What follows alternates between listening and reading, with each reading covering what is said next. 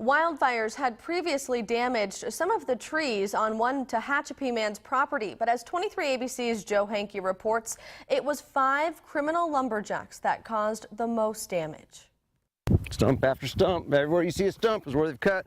When Joe Giuffre retired from the Kern County Sheriff's Office, he bought land out here in Tehachapi, wanting to live in the peace and quiet. Cutting wood this bad, you know, I've never encountered it. But starting last December and going until this March, 5 men started trespassing onto Giuffre's little piece of paradise, working through the nights and slowly cutting down his trees. Now this is just one of the stumps that the men left behind. They returned here cutting down tree after tree after tree until they had taken down 148 of them altogether.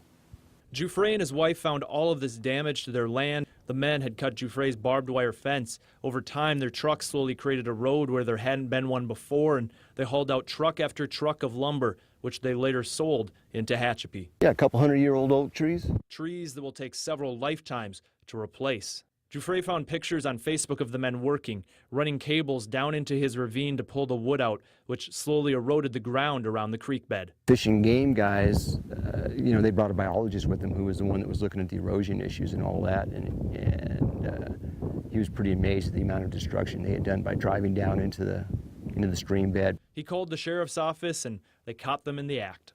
4 people were on the property here that the deputies encountered. And then when the deputies left, I found another guy that came running out that was hiding, you know. So called the deputies back and took him. And with hundreds of more trees still standing, he is convinced that these men were just getting started. There's trees that you could see they were working their way to. Some of the big ones that if I hadn't caught them, they would have cut those down. But no punishment will bring back the trees, so Giuffre is left with piles of wood and stumps of where his trees used to stand. Reporting in Tehachapi, Joe Hankey, 23 ABC. 3 of the men, Tony Lansdowne, Mark Sr., and Eric Williams, pled guilty this past week to charges of trespassing.